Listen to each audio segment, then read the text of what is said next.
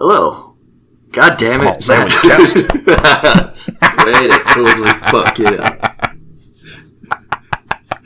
Runway. Alright, take two. Oh, man. You fucking asshole. I didn't even say anything.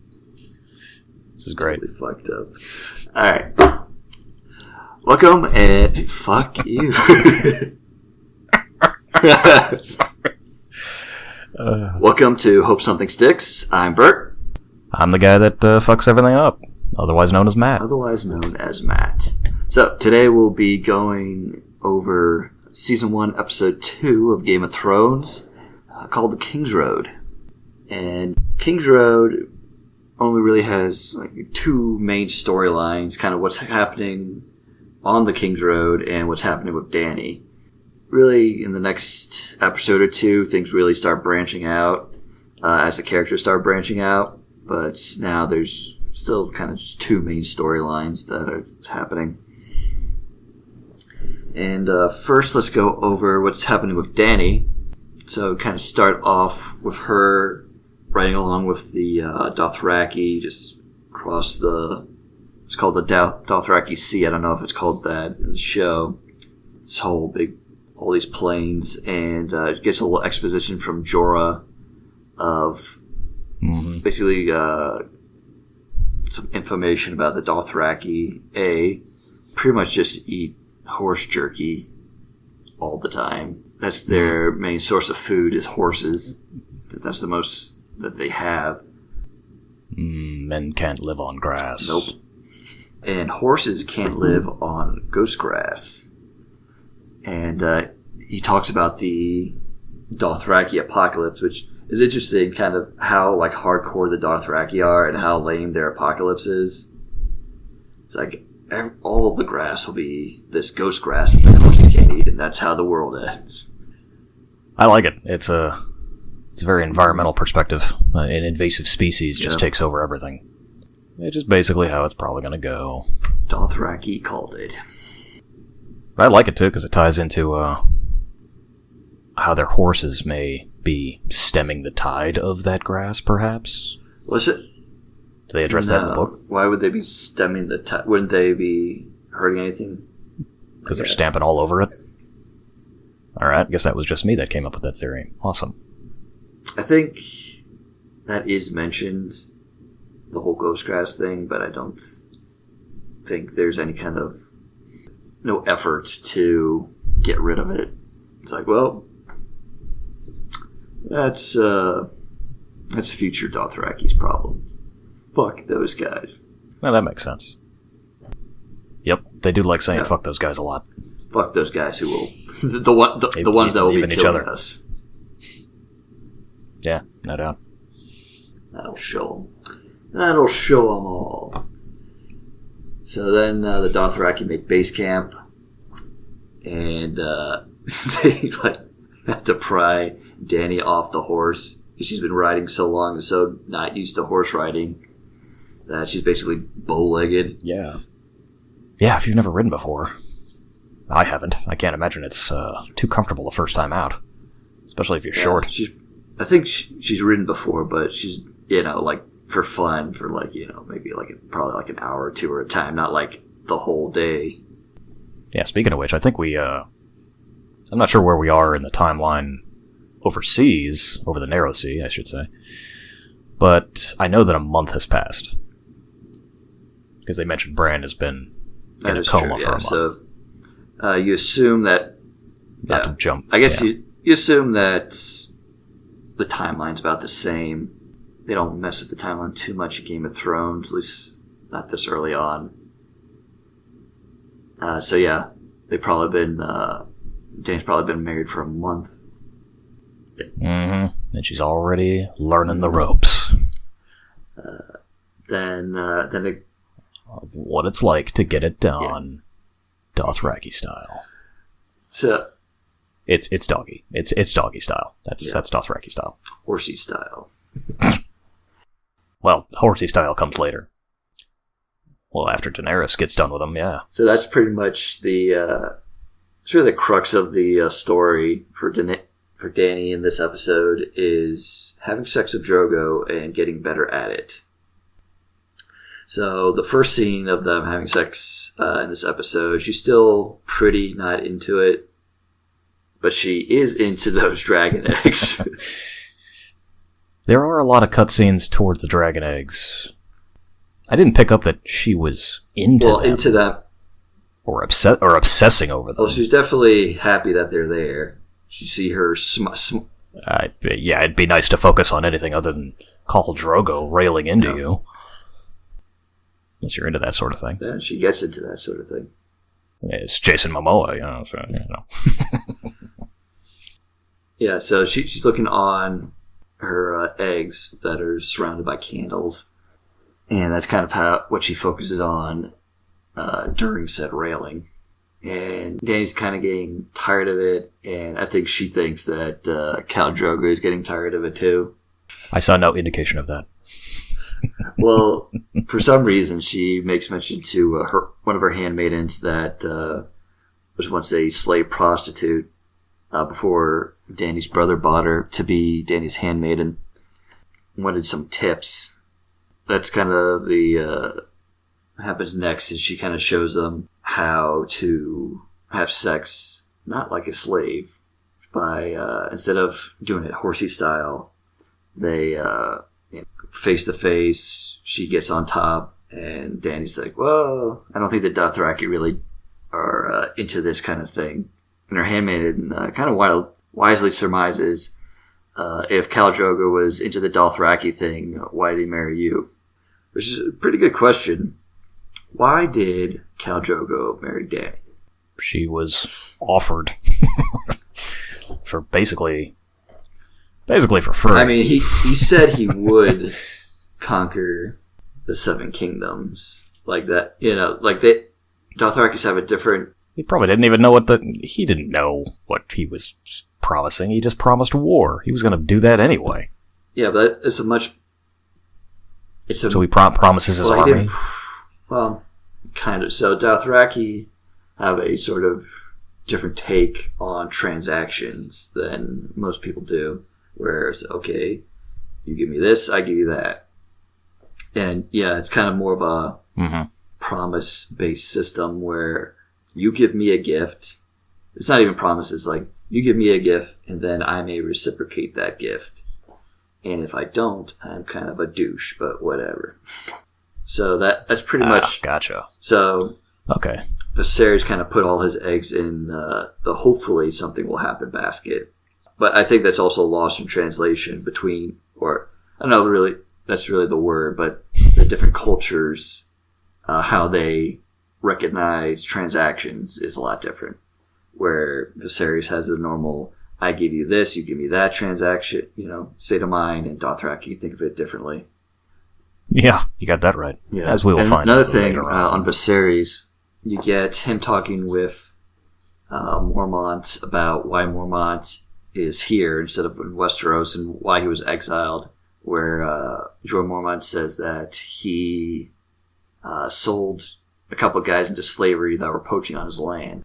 And I don't know if they talk about this in the show really at all, or if it's just really the book, why he sold those guys into slavery and why he needed the money. In the book, at least, Ser Jorah was married. Technically is still married to this woman.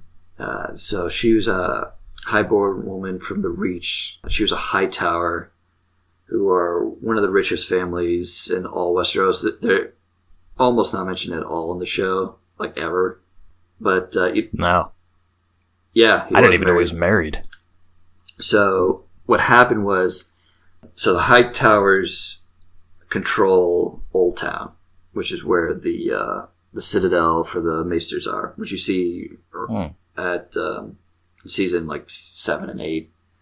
Like you see it a little bit, barely. But yeah, you get some CGI porn, and that's about it.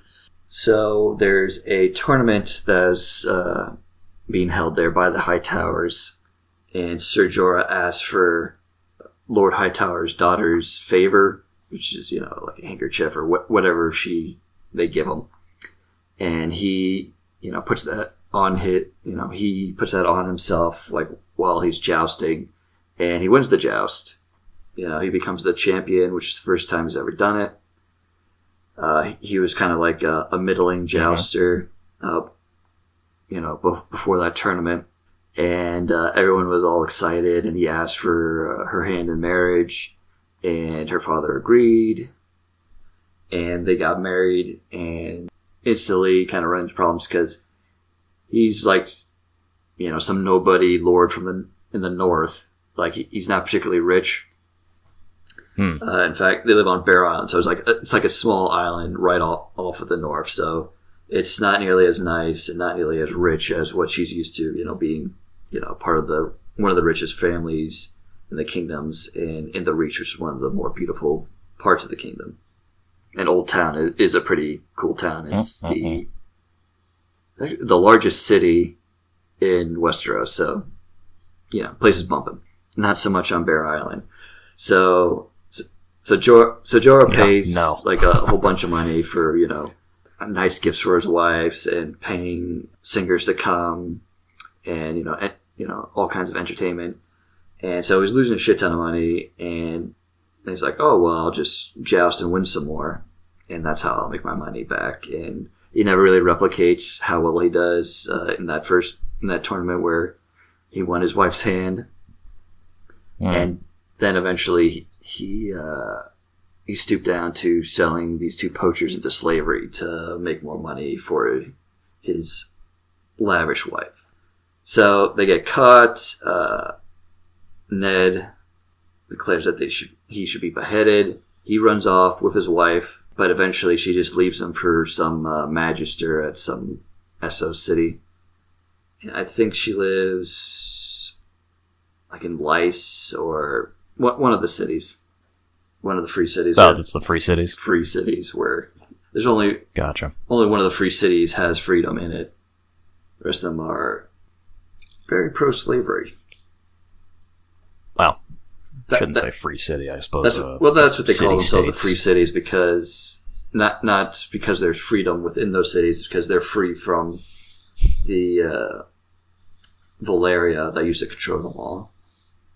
That's where the free city name came from. So that's kind of the backstory. On Jorah Mormont and how we kind of got to this point. The book explains it a lot better. Seems pretty convoluted. Kind of a stretch a little bit. He's going to make all his money back by selling two guys? He's not going to make all his money back. Yeah, that's just one step of the process. To make money for him. So these are the first people he sold into slavery? He got caught the first time. Wow. What a terrible criminal. And that also kind of brings me to that other point with the series. He kind of laughed it off and said, under my leadership, you wouldn't be prosecuted for something, like that, for selling guys into slavery. And that kind of, I think, really shows how ill-equipped he would be to be King of Westeros. Because one of the big things, the differences between Westeros and Essos, is Westeros is really hugely anti-slave. Like, everybody. Like, even the assholes are not in slavery at all. And most of Essos is their economies are like based around slavery. Pretty much everywhere except Bravos. I guys think there's a pretty big culture gap between Viserys and Westeros, where he grew up where slavery was allowed, and a lot of other things are different. And he thinks he's just gonna come in and everyone's gonna love him in Westeros, which don't really even get to see how that would play out, but it probably wouldn't play out too well, even if he did make it to Westeros. Oh yeah, he's completely full of himself, and you can see it in that. He looks like the Grinch in this scene, where he's looking at Jorah, he's like, you won't be punished. His smile goes like really big. He's got like this Joker his smile. Smile is, my, ear to ear, physically ear to ear. And I don't know how he gets all those wrinkles in his lips. It's amazing. Like some facial acrobatics that are going on here. Yeah. It's a tight scene. kind of explains a lot in just a little bit. Well, and then we jump kind of across. finishing off Dany's story. So she learned some tips from her handmaiden. Nice pun. Unintentional puns. So Khal Drogo kind of comes back into the tent with Dany, and he's like, "All right, well, let's do this again," and like rolls her over horsey style, and she's like, Yeah, "It's like, right. no." Right. It's like, yes. Like, no. Like, we're gonna have sex, okay? This is gonna happen. Not in so many words. He doesn't talk that much. Then she says in Dothraki, I would look upon your face. And that really throws him back. It's like, oh, speak Dothraki. It's hot. And face to face, you say, well, I've never done that in the 5,000 times I've had sex. And, yep. He wrote a book. He seems pretty into it. And just like that, all their marriage troubles are gone. That is, I think, technically correct. Yep. Yeah, just like real life. You just have to face each other when you're fucking. Yeah, apparently. Everything smooth sailing after that. Everything is smooth sailing after that between them two. Yeah, it's a great. It is a great love story. Kind. Based on fucking. And, like, knowing 3 words of each other's language. But, and this is kind of where Dany takes a big turn from, like, just scare girl that just does what she's told to kind of gaining some agency. Because after this, and we can talk about this more the next few episodes, she kind of takes more of a leadership role within the Khalasar. Truly. A little bit too much for most people's taste. Yeah, Khal Drogo's into it. Oh, absolutely. Well, that's, as we'll learn later on, he'll, he gets her pregnant, and he believes it's his child speaking through her. Yeah, that's an episode or 2 afterwards, maybe even more. But that's pretty much it for the Dany part of the story in this episode. At Winterfell... Oh, yeah, sorry. I think I jumped ahead about 4 episodes. So, Winterfell, Bran has been in a coma for a month. People are, especially Kat, are kind of suspicious because he's never fallen before and he's like a really good climber, and, why now? Right, it's everybody else's kids who fall off of towers. Well, her suspicions are confirmed later on. Yeah, after her little detective escapade. This is a real caper. We gotta get Catelyn on the case. And of course, the grieving mother solves it all with a strand of nobody hair. Else has long blonde hair. This is true. Yeah, I don't know if that's 100% true. Recurring theme. There's not a whole bunch of blonde people. So this is all happening under the backdrop of everyone's getting ready to head back to King's Landing, including Ned, his 2 daughters, Arya and Sansa, and a whole bunch of other people are going with them. Meanwhile, Jon is preparing to go to the Wall to join the Night's Watch, so he's going to be joining them to the King's Road, but then he's going to go north as everyone else goes south. So the biggest part of these few scenes is surrounding Jon, where he has a sword made for Arya, which is kind of in the style of the swords that are made in Braavos, used by what's called the Water Dancers, which basically they use fencing as opposed to kind of the whole armor and broadswords that are used in Westeros. He has the sword made by Mikken, the swordsmith. Jaime Lannister comes by to shit on him. He shits on everybody. Doesn't matter who it is. He sure loves doing it. There's this big fucking smirk on his face the whole time. It's like... Absolutely. And if you don't like where you're going, it's only for life. I'm going to go back and have sex with my sister. Yeah, basically. Later, loser. Yeah, really. Right. Here's a guy who's figured it all out. You guys are trying way too hard at this life thing. Yep. Let's be your sister's bodyguard, then banger. And then, of course, Meekin. Meekin? Yeah, Myken. The blacksmith. Myken. Wasn't even close. This is just another face that is just painted perfectly. After Jamie shits all over John, John turns back to Myken, and Myken's deadpan stare is just... It will haunt my dreams. The man is gaunt and bald and grubby as hell. He's been standing over a fire. He just finished the sword. Yeah. And his dead eyes are just staring at John with no expression on his face at all. It's like, here's your sword. That'd be $8. It's a good price for a sword. Yeah. I'm just kidding. I do this for free. I'm a slave over here. Not technically. Really a slave. Just... Yeah, okay.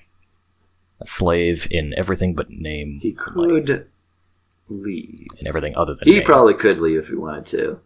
The Starks are pretty cool as far as lords go. Still lords. Lords. You definitely try to incentivize him to stay, but... I'm sure. I don't think he gets paid by the sword. He probably gets a monthly salary or something.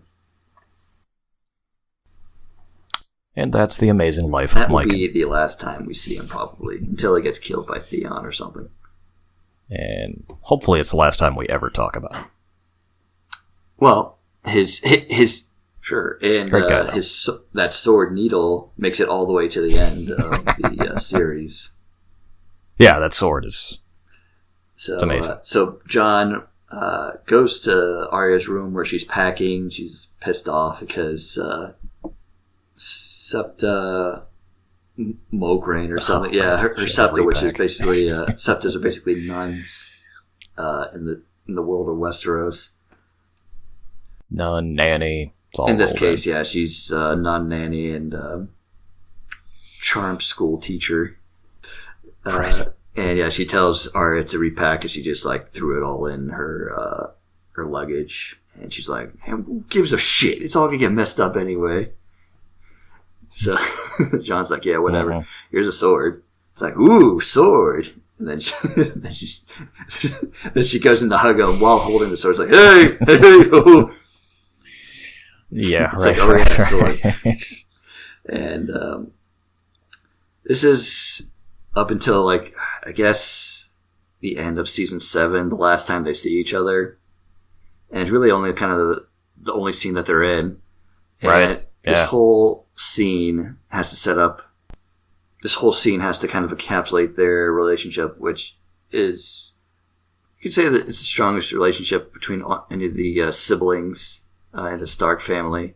And also, what's kind of missed in the show, that's in the book, and also, I'll mention that a little bit later. They say goodbye to each other, and Arya names her sword needle a poke at Sansa with her little sewing needles. Right. Well, a poke at Sansa's sewing needles, and a poke at, you get a nice little hint of where Arya is going with this, and how she is, she's a tomboy. She's not made the same way. Not meant for the same destinies. And the fact that John knew that, it's really tough to build character development in one scene, but I think this really did it between John and Arya. They're both kind of outsiders. She's a tomboy, and he's a bastard who's barely even related to any of them. Well, that's still their cousin. Of. Their first cousin. Yeah, as we find out. As we'll find out. They think they're half siblings, but they're actually full for first cousins. More distant, but... Oh, yeah. Anyway, the scene really works, and it kind of had to... I mean, the payoff's not really going to happen until, like, way at the end of the series, where they meet again, but just kind of...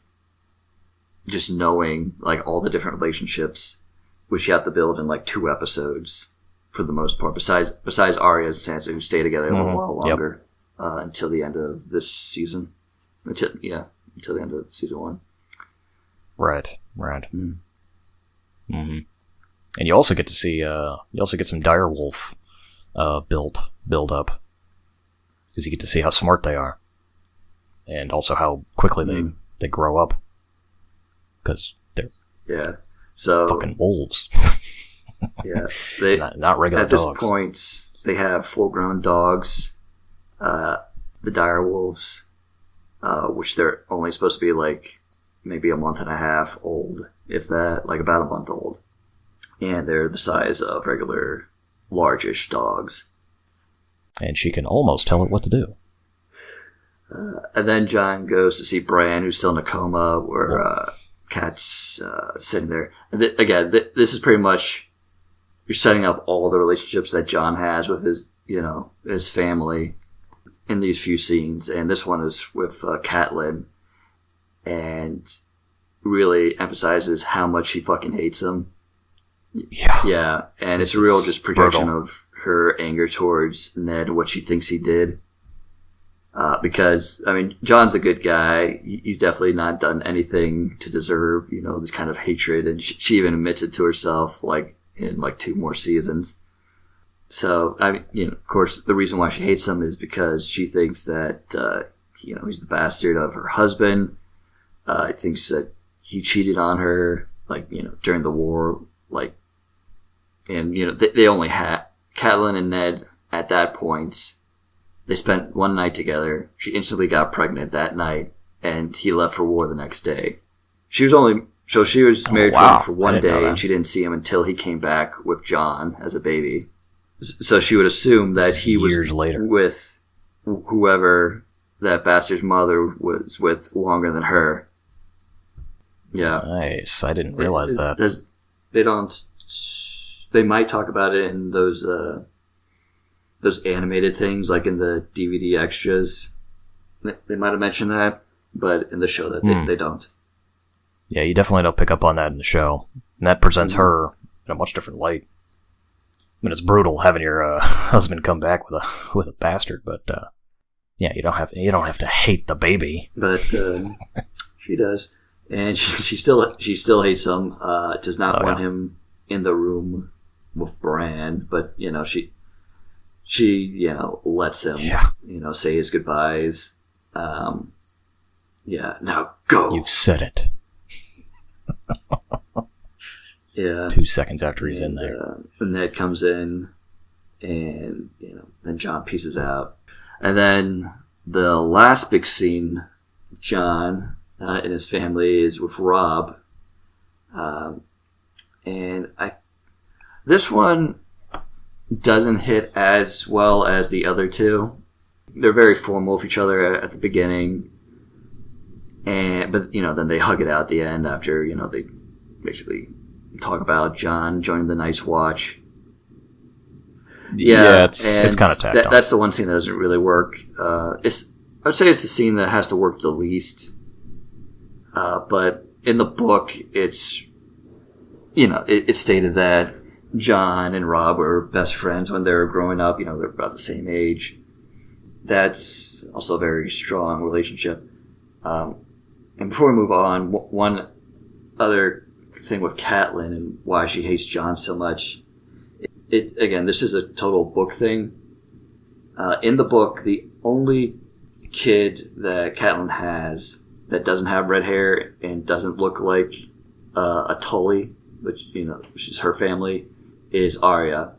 In the book, Robb, Bran, Rickon, and Sansa all have red hair and look like they're Tullys. They don't look like Northerners as much. So that's another thing. John does look a lot like a Stark, a lot like a Northerner. So it's only him and Arya that have brown hair and have kind of the look. Well, that makes it way more obvious in the book. Then they definitely did that right in the show. Yeah, and that's kind of in Kat's inner monologue troubles her that Robb doesn't look like a Northerner, but John does, and she's always always one of the other reasons why she hates John too is there's always the chance of what if, somehow he was legitimized and, tried to kind of take the lordship from Rob, for some reason, somehow. He would never do that. But, that's kind of a nagging thing for her that, she is, he is Ned Stark's son, as far as she knows, and he's around the same age as Rob. So. Mm-hmm. Yeah, that's a recurring theme for all royalty. Who's about to take my stuff? So that's about it until everyone hits the road. Jon and Ned have this scene together as they're about to split off. Jon wants to know about his mom, which Ned's never talked about. And Ned actually gets a little emotional and says that they'll talk about his mom the next time they see each other. Spoiler alert, they never do. Yeah. Spoiler alerts are kind of a par for the course here. I mean, we kind of already dropped one of the largest spoilers that spans the entire series. I mean, we could talk about this more later, but it didn't really matter so much. I guess it kind of did in terms of him and Dany's relationship. Yeah. I think it did, yeah. Yeah, because they turned what was one of the best sex scenes into one of the most disgusting sex scenes. But in hindsight, after the fact. So, ha. Hey, what do you think of that? Your dick still hard? I think it was during, Sam was figuring it out during the sex scene with Jon and Dany. Jon didn't find out. What? Now I'm going to rewatch that episode. Anyway, thanks. It's not really important for this episode. I suppose. No, yeah, everybody's we're building character here, and we're on the road, and we're moving out, and we're getting to I think we forgot about doesn't somebody die? Yeah, that direwolf. That's way we get our first wolf kill. We're nowhere close to that yet. Yeah. What? So. Sure. Then we kind of they're on the road, the king and all, his caravan. Pretty much the first scene is Robert and Ned kind of just hanging out. They have a table, chairs, and snacks, a whole nice spread laid out on the countryside. Yeah. And Robert's like, man, this place is it's fantastic. Kick ass. Let's just fucking leave all these assholes. Yeah. Just go around killing whoever we want. Killing whoever he wants. Yeah, the only thing he wants to do is cut the cake. In more ways than one. So... Where's Messi? Yeah, this is a good scene, kind of... Again, this is the ultimate character relationship development episode. This also kind of shows, Robert and Ned kind of, best friends, and they kind of pick up right where they left off, friendship-wise, even though they haven't seen each other in, I think almost 2 decades, 15 years or something.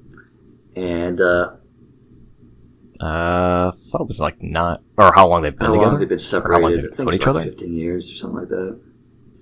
I thought it was a decade. No, because I think the last time they saw each other was at the Greyjoy Rebellion. That's when they took Theon when he was 8 years old. So I think it's probably been 10, 15 years since they've seen each other. Anyway. Okay. So they first they start talking about, when they were in the war together and, I guess also outside the war and all the different girlfriends they had. And Robert mentions Wyla, Ned's common girlfriend that Ned probably made up, but you don't know that yet in the show. Yeah, and it's probably why Ned was just very just yeah, whatever. Yeah, her name was Wyla. Just drop it. And then the conversation kind of takes a turn. to Robert showing Ned a letter that Daenerys Targaryen married Khal Drogo.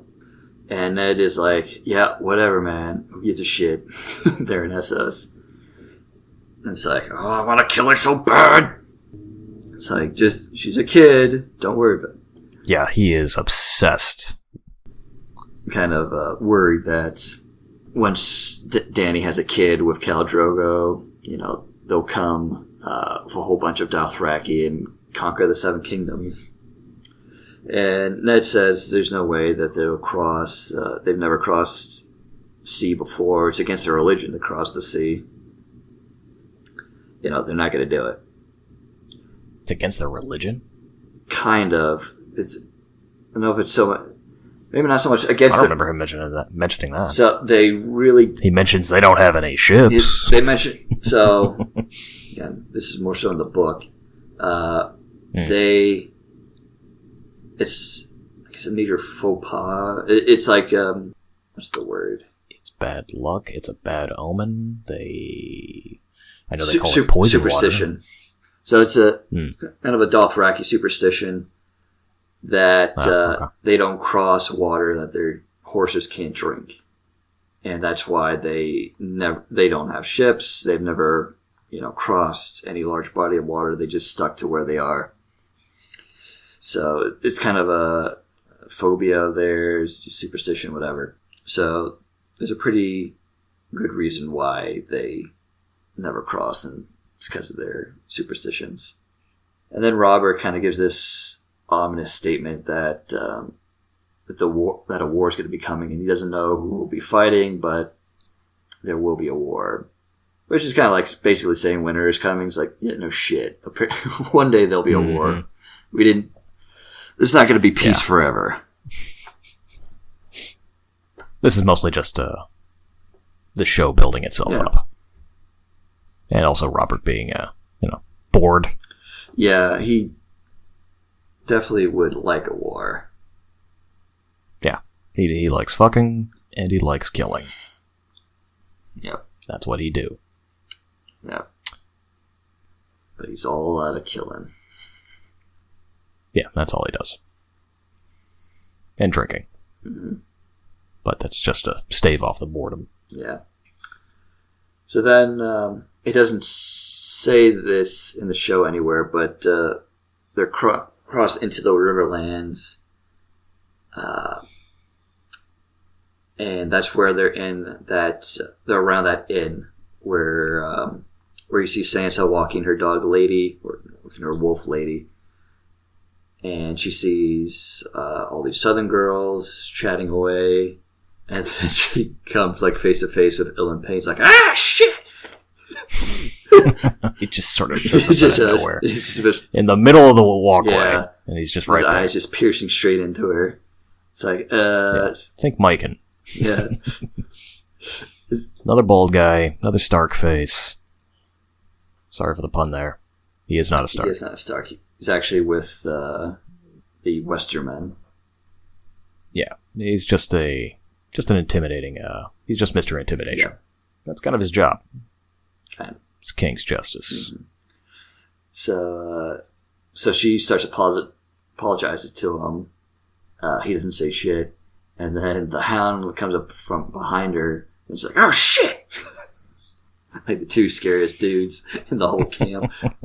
It's like, and you see the Hound with a brand new comb over his fucked up face. Oh yeah, it's fantastic. Like in the first episode, he just showed like the whole burn mark, like like his hair was parted, and you can see like the whole thing now. He's just takes it and puts it over his face, and covers most of his scarring. Yeah, he's got horrific burns all over the side of his face. Just there's a tale of brotherly love that we'll get into later on. Yeah, it's probably like another episode. Probably next episode. Or the episode after. I think it's the next episode, yeah. It's either 3 or 4. So he exposits that who this guy in front of Sansa is and why he's not saying anything. He's the King's Justice. Hasn't said much these last 20 years or so. Yes. Oh yeah, and Joffrey pops in too in this conversation. Oh yes. So yeah, Joffrey really comes into his own in this episode. Oh, yeah. In 2 scenes, you immediately hate this kid. Yeah. So the bald guy's name, the first scary guy, is called Sir Ilan Payne, who got his tongue ripped out and is now the King's Justice, or the Royal Executioner. And yeah. I love the story behind him getting his tongue ripped out. That doesn't get spelled out in the show, but that's one of the few backstories I actually remember. Mm-hmm. Where the all he did was say that his lord was more powerful than the king himself. Yeah. Which was somewhat true, because his lord was Tywin Lannister, and he's the richest bastard in the entire kingdom. He was the hand of the king at the time. Oh, well, there you go. And yeah, he was basic. King didn't like that too much. Yeah. So, he fixed it. He fixed that problem. Mm-hmm. There's one less person who's going to start talking about me. Wasn't even talking about him. Nah, too much. Yeah. The king was pretty paranoid and crazy at that point.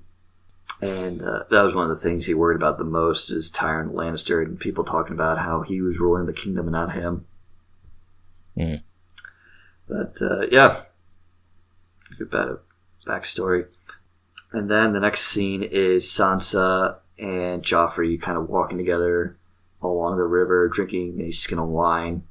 And this is another part that is in the books, and I thought it was really good world building just in general, where Arya, she originally went out to the river to look for rubies, and where those rubies came from, where they were at, it's called the Trident.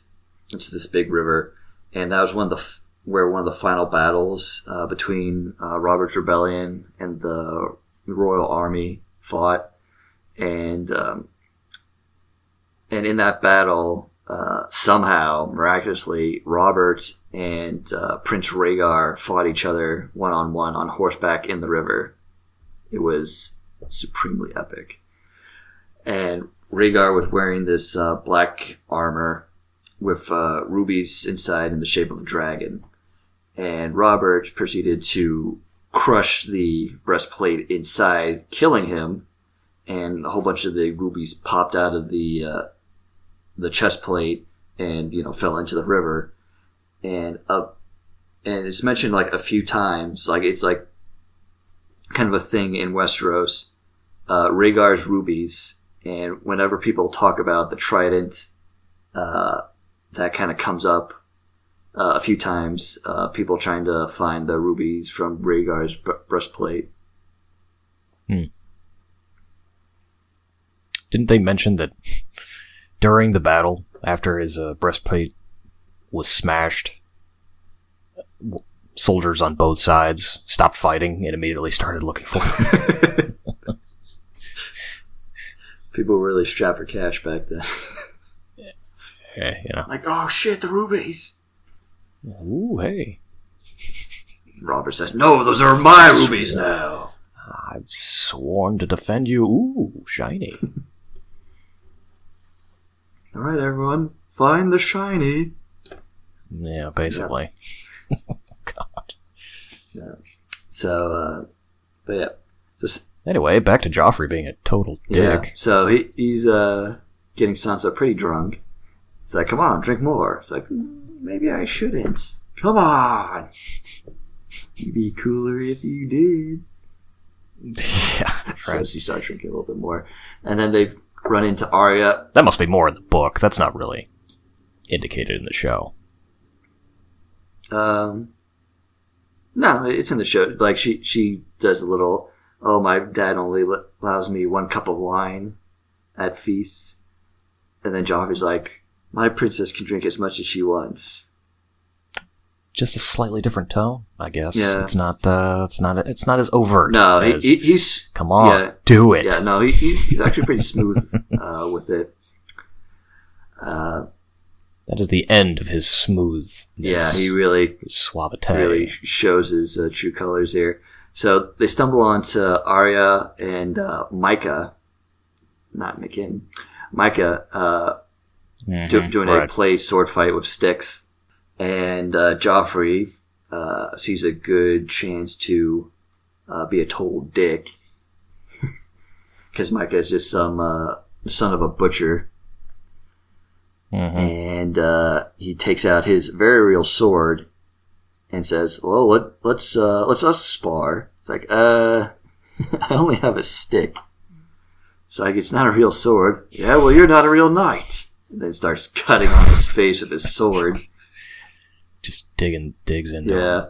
It's really gross. And then Arya is tired, can't take it anymore. So she takes one of the sticks and starts beating Joffrey with it.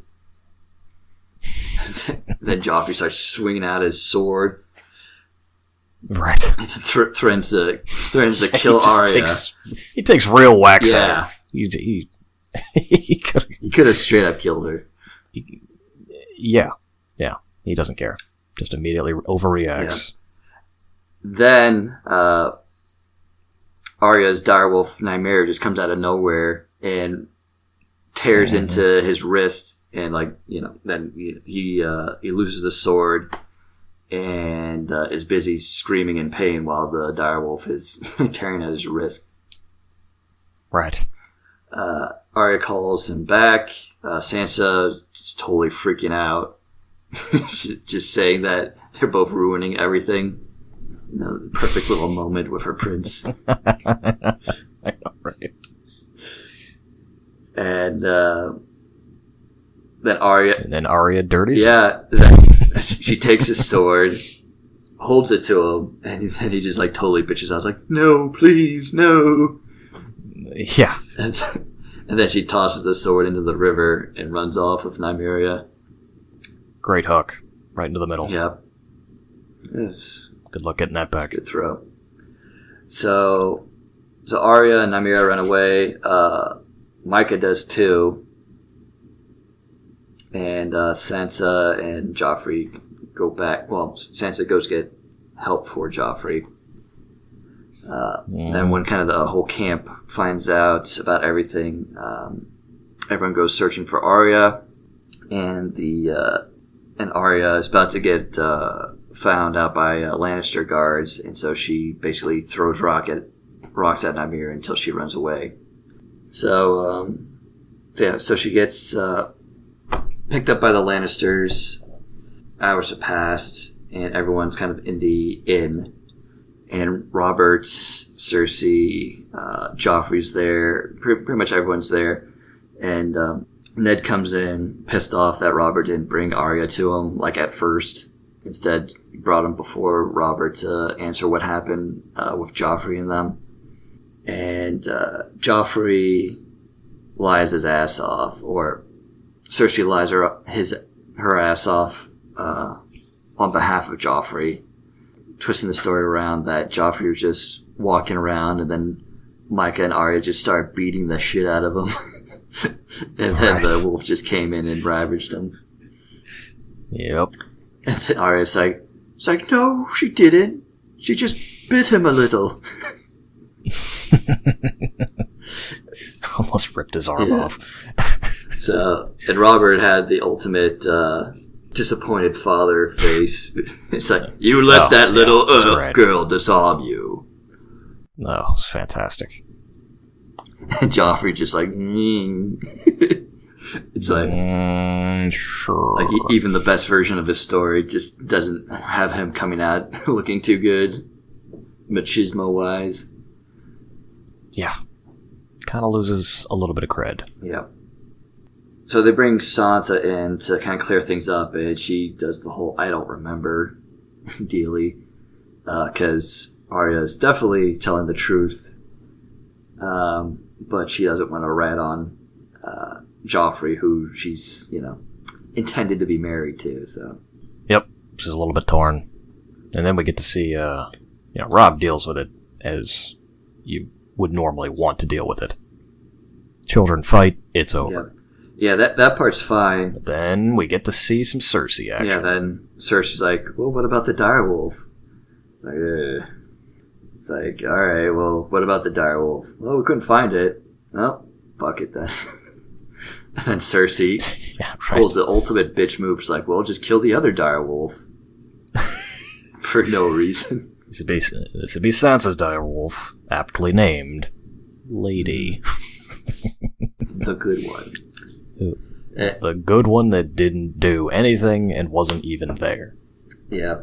And this is like a really great scene for everyone involved, especially Sophie Turner, just how torn she is, and then learning that her dog has to be murdered for no reason, and she's just like losing it. Lena Headey as Cersei being a total bitch. Jack Gleason as Joffrey having this fucking jerk off smirk when he hears that lady's gonna be killed. He's like, why the fuck would you want that? Just outside of you being an asshole. Robert just like, whatever. And Ned's like, it's like, dude, what the fuck? Like Ned's like pretty ticked off about it, but he knows like he can't push this all too much farther. So he decides he's going to be the one to kill her, besides the executioner, because he makes sure to make it painless as possible, and I guess for the sake of the direwolf.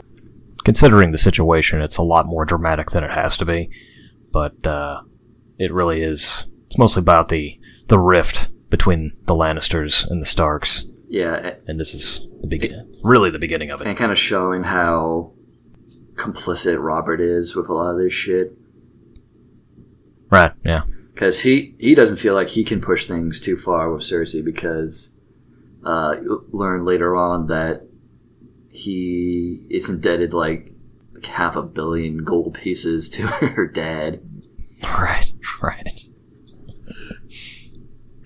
So it ends with Ned killing Lady, and then it pans to Winterfell, where Bran finally wakes up. Mm-hmm. And the only other part of the episode we kind of missed on was Jon Snow and Tyrion. Tyrion decides to go with Jon Snow to the Wall to check it out before he goes back to King's Landing. And they talk about how the Night's Watch kind of sucks, because it's mostly just a punishment now for people who decide to go to the Wall instead of whatever other kind of punishment they were going to have. Right. Rapists, instead of getting their dong cut off, could go to the Wall. So some of them decide to go to the Wall. According to Tyrion, most choose the knife. Which kind of exemplifies how shitty the Wall must be. Mm-hmm. And, murderers, instead of being executed, they go to the Wall. So a lot of not great people go to the Wall. And they're with a whole bunch of recruits to the Night's Watch, and they're all criminals, besides himself and his Uncle Benjen, who's also hanging out. And so Jon kind of sees like, I guess it does kind of suck, but I already said I'd do it, and I don't think I'm welcome back at Winterfell, where Catelyn is kind of running things. Yeah, there's nothing there for you. Yeah, and those are some of the other people that end up at the Wall too. Yeah, and I guess Jon didn't have too much of a choice. I guess if he didn't decide outright to leave, maybe he could have stayed at Winterfell. It probably would have sucked, but or maybe gone to King's Landing, maybe not. His options were probably pretty limited. And I guess he figured going to the Wall would be the best thing for him. And he thought, there's be a lot of honor to be gained at the Wall. And he was kind of now seeing, like, things aren't quite as nice as you were led to believe. And then you get kind of some backstory with Tyrion, his relationship with his brother and sister, and kind of what he does to try to make himself useful, which as a dwarf, he can't really become a great warrior. So instead, he studies a lot, tries to become knowledgeable and worldly by reading a whole bunch of books and such, making that kind of his skill and contribution to his family. Mind needs books like a sword needs a whetstone. Indeed. And also, you get a little bit of backstory. Jaime killed the last king before Robert, which is kind of weird because then Jaime's sister Cersei married the next king.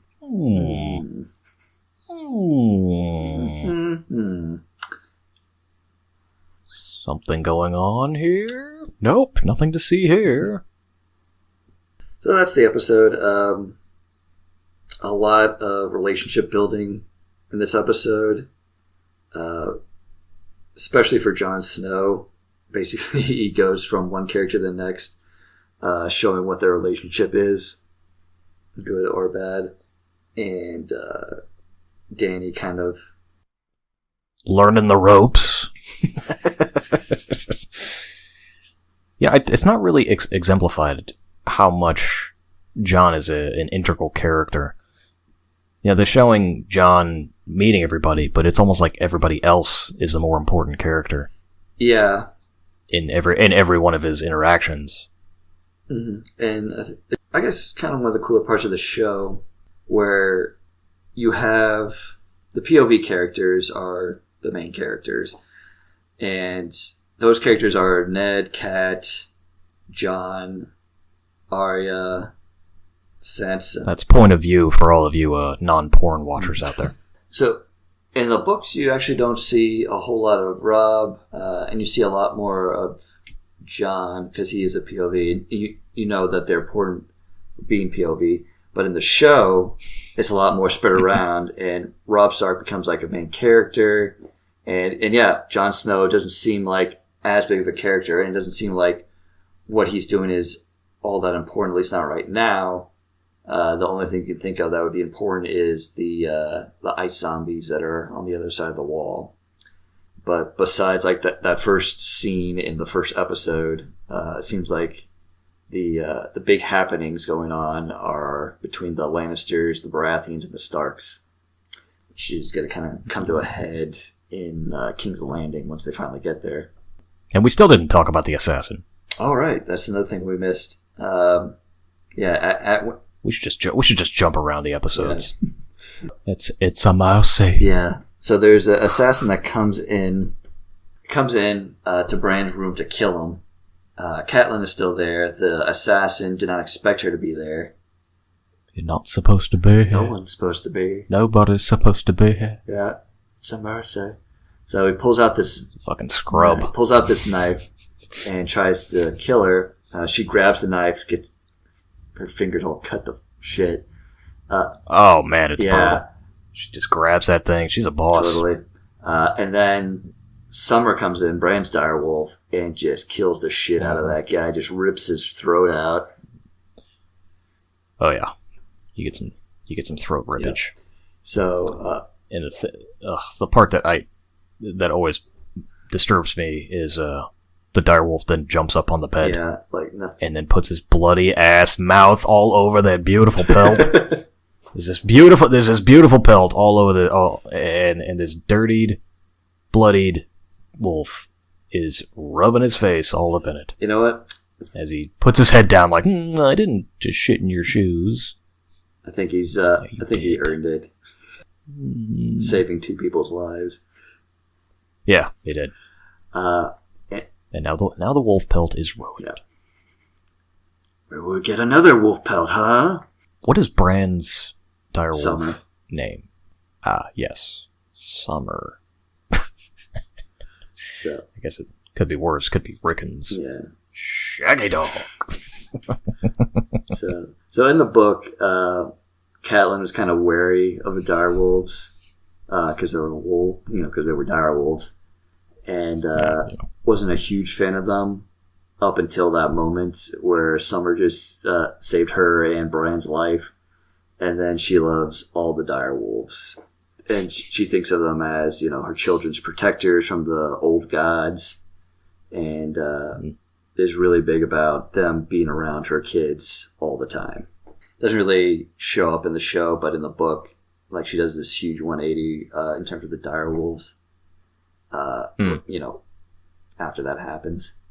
Now, they're going to go into this a little bit in the show, but they kind of like totally drop off this story. You know, this kind of story thread of who sent that assassin. The entire show, you never find out. Oh yeah, that's true. Well, you kind of know. Not really. Like, so wasn't it? Hang on, I'm trying to think here. Oh yeah, I guess not. Yeah. It doesn't matter though, because it sets off it sets Catelyn off on her quest. Mm-hmm. She's immediately leaves to go and chase Ned down, which is a little bit weird that she went to do it personally. Oh well, they explained all that. Yeah, they explained that because she didn't trust a raven or a messenger with such an important piece of information. Like, you know, this is right. Had to be her. This is there always has to be a Stark and Winterfell, so Robb can't go. Yeah, so she decides to go. He's got to believe the message. Yeah. So in the book, they go into a bit more detail about who sent that assassin. It's actually from Jaime's perspective. He was thinking about who could have done it, and he was probably right. Like, you probably never know. Like, even in the books. But he thought that it was Joffrey that sent the assassin. That's crazy. Because there's another little bit where while Bran was in a coma, when Robert was drunk and not around Ned, he said it would be merciful to just kill Bran instead of just letting him waste away in a coma. Like when he was really drunk. And Joffrey was there to hear that. And the dagger that was used, which was made of Valyrian steel and dragon bone, was actually his father's dagger. It was like gifted to him by somebody, and it's this flashy dagger. So Jaime thought that Joffrey took it at some point in time because it looked cool and it was really rare. And, he, as a kid, wouldn't think anything of just, how it could give him away if the assassin had, that particular weapon as opposed to just a plain old knife. And he would kind of do it as sort of a way to sort of make his dad proud, kind of like that. His dad mentioned it'd be better for him to just die. And also, Joffrey's kind of a psycho, so it would be within character for him to do that. So that's kind of the best guess of who did it. But wow, they really don't touch on any of that. Yeah, and they completely spiral it in a completely different direction. Yeah, that spiraling, but with Littlefinger and Tyrion of who owned the knife. That's also in there. But that's just Littlefinger just being Littlefinger. The actual facts of it come later on in Jaime's point of view. I think like in the third or the fourth book. Wow, and they never clear that up in the show. Never, yeah. It might not even never be cleared up in the book. That might be as much as you get because if it was Joffrey, that's a huge then you'll never know plot point because this entire assassination attempt kick things off. It kicks off Catelyn going to find Ned, Catelyn kidnapping Tyrion, and then starting the war. Yep. And they don't clear up this little point right here. Wow, they spiraled it so perfectly and took us all along. I didn't even realize until now how much of a gaping plot point that is. Yeah, giant gaping hole. It's a mercy. I guess that was the mercy. Yeah. Nah, you don't need to know who I am. Okay. Why didn't the assassin just keep the blade and use a different blade? Stop overthinking it. Okay. Maybe he told him to use that blade. I'll know if you don't. Yeah, right? Yeah. Yeah.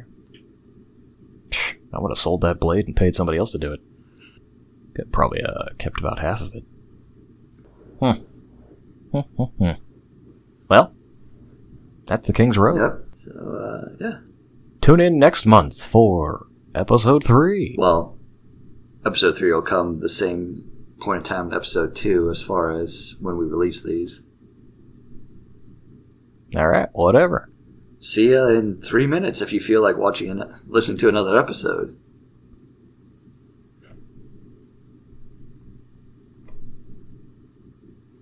So, are you stopping recording? Are we still going? Still going. Is that it? All right. I mean, I'm still recording. But... All right. You want to insult the listeners anymore? Insult the listeners? They're not people. Oh yeah, that's right. Oh yeah, the nice little Easter egg at the end there. I don't even remember why I said that. Yeah, whatever. I mean, if you're so starved for entertainment, you gotta listen to two assholes jabber on about Game of Thrones. What the fuck are you doing with your life? Yep. Go fuck yourself, San Diego. Why don't you go buy a horse, live on a mountain, stop bothering everybody. Perfect. All right, everybody. Until next time.